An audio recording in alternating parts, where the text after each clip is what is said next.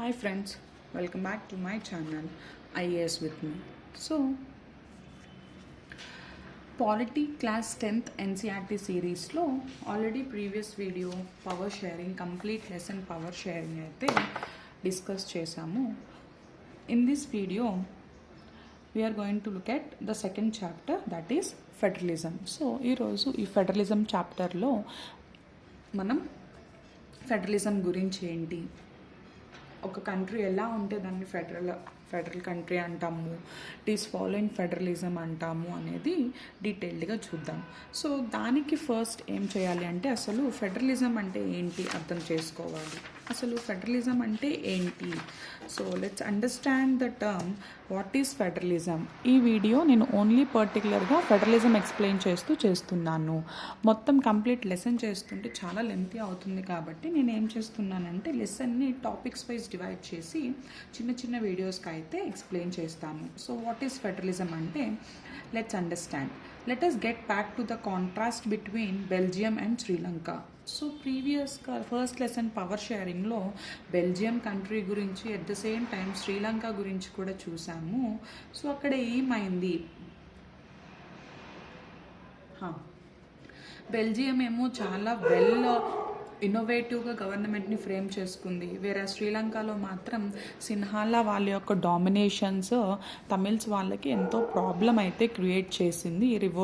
Revolt జరిగింది, civil war అయితే వాళ్ళ మధ్య జరిగి శ్రీలంక యొక్క ఎకనామిక్, కల్చర్ అండ్ ఎడ్యుకేషన్ ఇవన్నీ కూడా చాలా లాసెస్ అయ్యాయి. అంటే ప్రీవియస్గా ఎలా అయితే వాటి యొక్క స్టేటస్ ఉందో ప్రజెంట్ అలా అయితే లేదు. ఆ సివిల్ వార్ వల్ల ఇంత లాస్ అయితే జరిగింది అని చెప్పేసి మనము లెసన్ 1లో తెలుసుకున్నాము. సో ఎస్,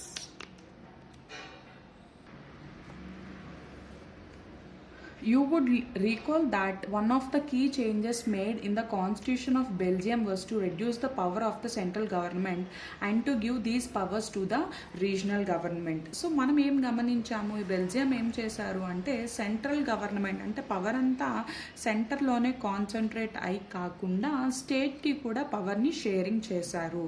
అలా బెల్జియం గవర్నమెంట్ వాళ్ళ యొక్క కాన్స్టిట్యూషన్ని అమెండ్ చేసుకున్నారు. Yes, regional governments existed in Belgium even earlier. They had their roles and powers. So regional government అంటే local government and state government అన్నమాట. అవి కూడా కాన్స్టిట్యూషన్ ముందు నుంచి ఉన్నాయి, but they had their roles and powers. వాటి యొక్క రోల్ అండ్ వాటి యొక్క పవర్స్ కూడా ఉన్నాయి. అలా పవర్ అనేది షేర్ అయ్యింది. But all these powers were given to these governments and could be withdrawn by the central government. So ప్రీవియస్గా ఎలా ఉండేదంటే సెంట్రల్ గవర్నమెంట్ వాటికి పవర్స్ అన్నీ ఇచ్చి ఒకవేళ వద్దు స్టేట్స్ మన మాట వినట్లేదు అనుకున్నప్పుడు వాటి దగ్గర నుంచి పవర్స్ కూడా తీసేసుకోవచ్చు. The change that took place in 1993 was that the regional governments were given constitutional powers that were no longer dependent on the central government. So 1993లో జరిగిన చేంజ్ ఏంటి అంటే ప్రీవియస్గానేమో సెంట్రల్ గవర్నమెంట్ స్టేట్ గవర్నమెంట్ నుంచి powers తీసేసుకోవచ్చు, state government power మొత్తం central government hand ఓవర్లో ఉండేది. బట్ 1993 తర్వాత కాన్స్టిట్యూషన్ ఎలా అమెండ్ చేశారంటే సెంట్రల్ గవర్నమెంట్కి స్టేట్ గవర్నమెంట్ పవర్స్తో ఎట్లాంటి సంబంధం లేదు, తీసేసుకోవాలి అనుకుంటే తీసుకోవడం కుదరదు. అలా కాన్స్టిట్యూషన్లో చేంజెస్ అయితే జరిగాయి. Thus, Belgium shifted from a unitary to a federal form of government.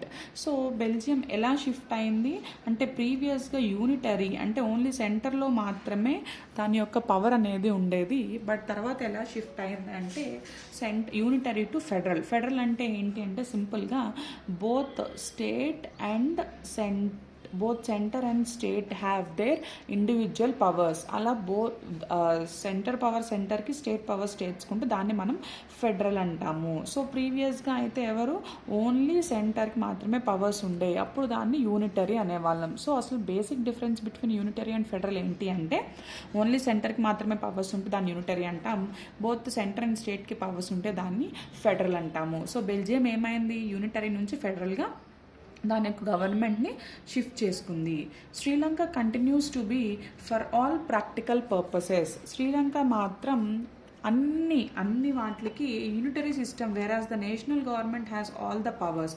Unitary సిస్టమ్గా మాత్రమే ఉండిపోయింది. డామినెంట్ మెజారిటేరియనిజంలో ఉన్న సిన్హాలా వాళ్ళే డామినెన్స్ ఉంది. Tamil leaders want Sri Lanka to become a federal system. Tamil leaders ఏమనుకుంటున్నారు, శ్రీలంక కూడా ఫెడరల్ సిస్టమ్ అవ్వాలి అంటే సెంటర్ వేరు స్టేట్ వేరుగా అవ్వాలి అని చెప్పేసి తమిళ్ లీడర్స్ యొక్క ఒపీనియన్ అన్నమాట. ఫెడరలిజం ఇప్పుడు చూద్దాం. Federalism is a system of government in which the power is divided between a central authority and various constituent units of the country. So federalism అంటే ఏంటి అంటే సెంట్రల్ అథారిటీ, ఇప్పుడు సెంట్రల్ అథారిటీ దగ్గర power ఉండడము, మిగతా వాటికి కూడా పవర్ డివైడ్ చేయబడటం, దాన్ని ఫెడరలిజం అంటాం. ఆ మిగతా చిన్న చిన్న బాడీస్ ఏమవుతాయి, usually federalism has 2 levels of government. జనరల్గా ఫెడరలిజంకి 2 levels ఆఫ్ గవర్నమెంట్ అయితే ఉంటుంది. ఇది ఇంపార్టెంట్, ఫెడరలిజం యొక్క డెఫినేషన్ అండ్ దాని గురించి ఇంపార్టెంట్ కాబట్టి we have to underline this or highlight. One is the government for the entire country that is usually responsible for a few subjects of common national interest. So country మొత్తానికి that nothing but the central government or union government. The others are governments at level of provinces or states that look after much of the day-to-day administering of that state. So మొత్తం centre మొత్తం అంటే ఆ whole country మొత్తాన్ని centre చేస్తూ central government, ఇంకొకటి వచ్చేసరికి individual states కూడా governing చేస్తూ స్టేట్ గవర్నమెంట్ కూడా ఉండాలి. Both these levels of government enjoy their powers independent of the other. So centre power సెంటర్స్కి ఉంటాయి, స్టేట్ పవర్ స్టేట్స్కి ఉంటాయి. సెంటర్ పవర్ స్టేట్స్తో సంబంధం ఉండదు, స్టేట్ పవర్ సెంటర్స్తో కూడా సంబంధం ఉండదు, సెంటర్తో కూడా సంబంధం ఉండదు. అప్పుడే దాన్ని మనము ఫెడరల్ స్ట్రక్చర్ అని చెప్పేసి అంటాము. సో అసలు జనరల్ బేసిక్గా ఫెడరలిజం అంటే ఏంటి అర్థమైంది. Next, in this sense federations are contrasted with unitary governments. So ఈ విధంగా యూనిటరీ గవర్నమెంట్స్కి ఆపోజిట్గా ఫెడరల్ గవర్నమెంట్ అయితే ఉంటుంది. అంటే ఏంటి, యూనిటరీ గవర్నమెంట్ అయితే పవర్స్ మొత్తం సెంటర్కి మాత్రమే ఉంటాయి, బట్ ఫెడరల్ గవర్నమెంట్ అయితే మాత్రం both సెంటర్ అండ్ స్టేట్కి పవర్స్ ఉంటాయి. Under the unitary system either there is only 1 level of government or the sub units are subordinate to the central government. So unitary సిస్టంలో ఎలా ఉంటుంది అంటే ఉంటే ఒక గవర్నమెంటే ఒక పవరే ఉంటుంది, లేకపోతే మిగతావన్నీ దీని చేతుల్లో ఉంటాయి. అంటే ఇది చెప్పినట్టు సెంటర్ చెప్పినట్టు స్టేట్స్ నడుచుకోవాలి, పవర్ అనేది వీళ్ళ దగ్గరే ఉంటుంది. ఉంటే ఓన్లీ వీళ్ళే ఉంటారు, సెంటరే ఉంటుంది పవర్, లేకపోతే మొత్తం హ్యాండ్ ఓవర్ అంతా వీళ్ళ చేతుల్లో ఉంటుంది. అలా ఉంటే దాన్ని యూనిటరీ అంటాం. The central government can pass an order to the provincial or the local government. So central government అనేది ఒక ఆర్డర్ని కూడా పాస్ చేయొచ్చు, ఇలా చేయండి అని చెప్పి స్టేట్స్లో, దాన్ని యూనిటరీ అని చెప్తున్నాం. Next, but in federal system the central government cannot order the state to do something. కానీ ఫెడరల్ సిస్టంలో మాత్రం సెంట్రల్ గవర్నమెంట్ అనేది స్టేట్కి నువ్వు ఇది చెయ్యి అని మాత్రం ఆర్డర్ చేయలేదు.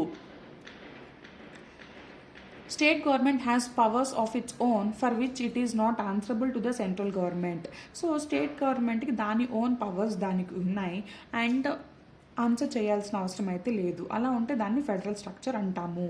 Both these governments are separately answerable to the people. కానీ central government and state government ఎవరికి ఆన్సరబుల్, సెంట్రల్ గవర్నమెంట్ స్టేట్కి కాదు, స్టేట్ గవర్నమెంట్ సెంట్రల్ కాదు, but they are answerable to the people. So అక్కడ ఉన్న ప్రజలకి మాత్రం వీళ్ళు ఆన్సర్ చేయాలి. మేము ఒక పని చేసాము, లేకపోతే ఒక మూమెంట్ స్టార్ట్ చేసాము అంటే ఎందుకు అని జనాలకి ఆన్సర్ చేయగలగాలి. So this is the basic difference between federal and unitarism. So what is federalism చెప్తూనే అసలు దీనికి అగైన్ దీని కాంట్రాస్ట్గా ఉన్న యూనిటరీతో ఎక్స్ప్లెయిన్ చేస్తూ ఫెడరలిజంని క్లియర్గా ఎక్స్ప్లెయిన్ చేశారు. And I hope you understood the major and basic difference between federalism and unitary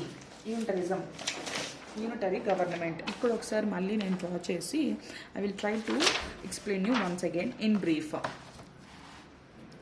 so ఇక్కడ చూడండి, ఫెడరలిజం అంటే ఫస్ట్ యూనిటరీ చూద్దాం. యూనిటరీ అంటే ఏంటి, ఓన్లీ సెంటరే ఉంటుంది. ఒకవేళ స్టేట్స్ డిఫరెంట్ ఉన్నా స్టేట్స్ ఎవరి మాట వింటాయి, ఓన్లీ సెంటర్ యొక్క మాటే వింటాయి. అంటే పవర్ అంతా మెయిన్ సెంటర్లోనే ఉంటుంది. దాన్ని యూనిటరీ ఫార్మ్ ఆఫ్ గవర్నమెంట్ అంటాము. అదే federal form of government or federalism అంటే ఏంటి అంటే స్టేట్కి సపరేట్ పవర్స్, సెంటర్కి సపరేట్ పవర్స్ ఉంటాయి అండ్ స్టేట్స్కి సపరేట్ పవర్స్ ఉంటాయి. ఉంటాయి. స్టేట్ సెంటర్కి ఆన్సరబుల్ కాదు, సెంటర్ కూడా స్టేట్స్కి ఆన్సరబుల్ కాదు, but these two are answerable to people. So this is the basic difference between unitary and federalism. I hope you understood this concept, and thank you for watching. Please stay tuned for the next videos.